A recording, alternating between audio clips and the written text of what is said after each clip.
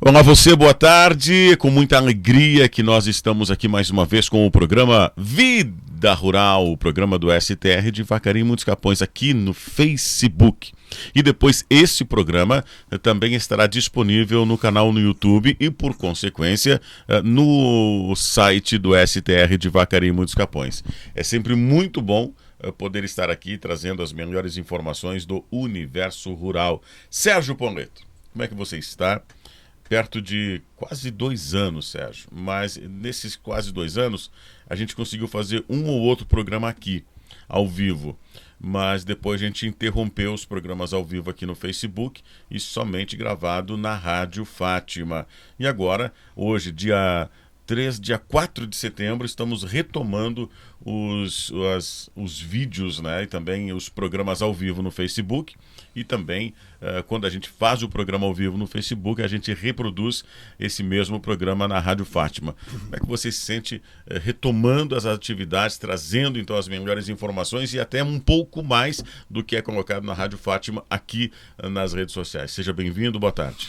Boa tarde, Bonese, boa tarde a todos, aqueles que nos acompanham através do programa Vida Rural, tanto na rádio quanto nos nossos faces, nos nossos meios de comunicação. Realmente é uma alegria, né, depois de praticamente 1 ano e lá vai pedradas, que nem diz o gaúcho, né, da gente voltar a fazer o programa ao vivo, né, com toda essa pandemia que se passou, e aí a gente tinha também os nossos cuidados, né, para não aglomerar, para não se juntar, para não, quer dizer, quanto menos junção a gente fizesse, melhor. Então a gente deu esse tempo também, e a partir de agora acho que as coisas também se encaminham melhor, né? A gente tem visto aí, acompanhado as notícias, principalmente aqui de Vacaria, das informações da saúde. A gente não tem praticamente ninguém, né? Nem na UTI, nem baixado, enfim.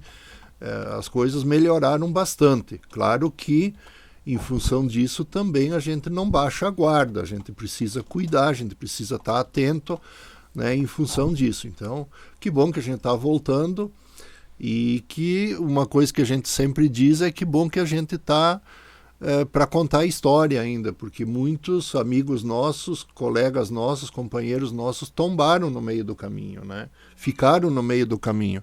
E nós estamos aí, quer dizer, conseguimos passar por isso. Eu, pelo menos, tinha muita preocupação. Logo que saiu essa pandemia, eu imaginava o seguinte: mas vamos conseguir passar por isso, quer dizer...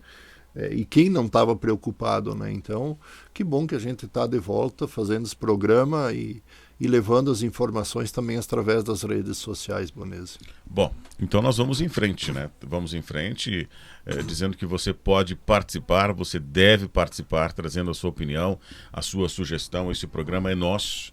Então você, do meio rural, onde quer que você venha ter a sua moradia, de repente você está com dificuldade com a água, de repente com os açudes, talvez com as estradas, eu não sei. Aí então você pode fazer, se você tiver reclamação, faça a reclamação. Daqui a pouco você quer elogiar, enaltecer algum trabalho, faça também. Tem alguma dúvida, faça, tire as suas dúvidas, utilize do programa aqui. Informando que também esse programa estará disponível tanto no site do STR de Vacaria e Muitos Capões, quanto na plataforma do YouTube, na Artefato Curiosidades, e aqui no canal no Facebook. Bom, dito isso, nós vamos então já adiante com o programa, né, trazendo as informações pertinentes. Esta última semana, Sérgio Ponleto, muita coisa aconteceu, não é? E já tem os respingos para a próxima semana, em que pese a próxima semana tem aí um feriado quase que no meio, né? O feriado de 7 de setembro. Até gostaria de falar sobre isso a respeito contigo. O que nós temos para comemorar nesse 7 de setembro, né, na verdade.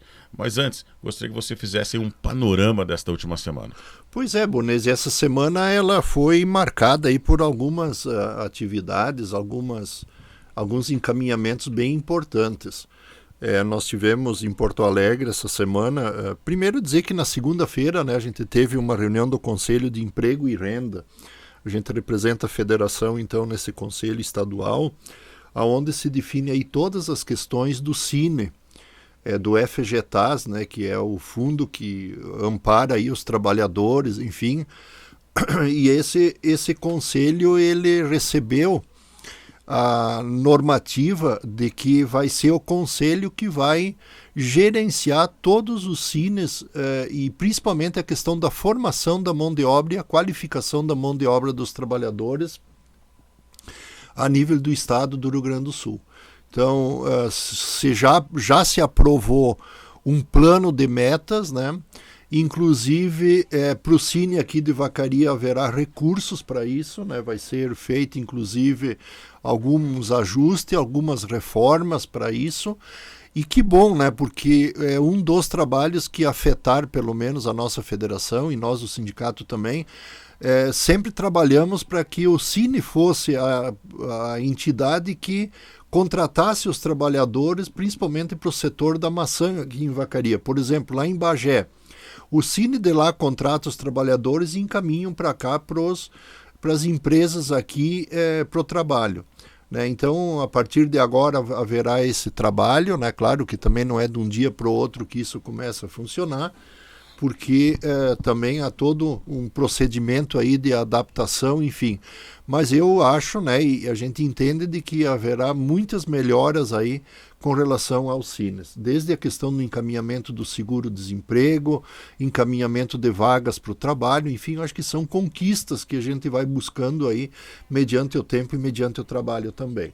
Uma outra questão é que a gente teve no meio da semana, na terça-feira ainda, uma audiência com a doutora Bruna Quadros, ela que é a chefe da fiscalização do Ministério do Trabalho, que agora voltou a ser Ministério do Trabalho, antes era Ministério da Economia.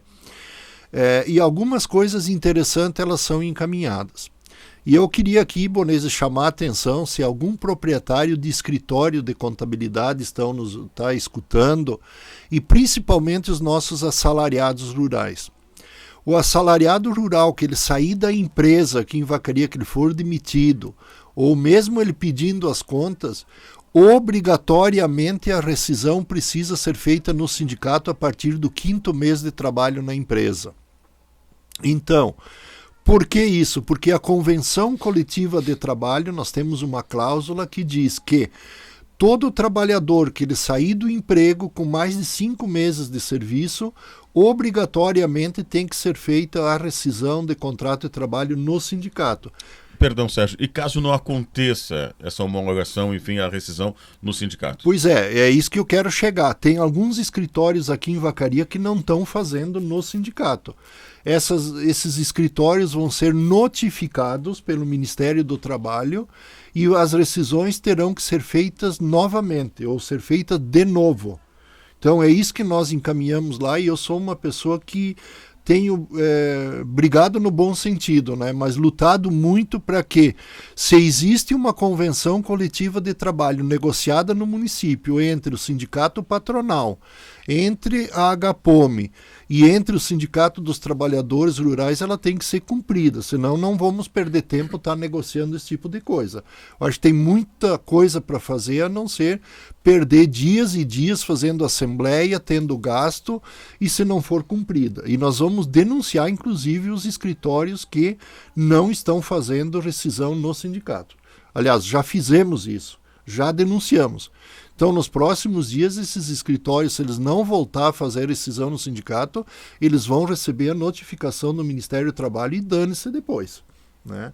Talvez os empregadores, né, aqueles empregadores muitas vezes que têm menos funcionários e que fazem a contabilidade lá nesses escritórios, às vezes nem sabe disso, né, da obrigatoriedade que tem. E o trabalhador é ludibriado. Muitas vezes que o trabalhador chega lá no sindicato e diz, mas eu fiz lá no escritório a rescisão.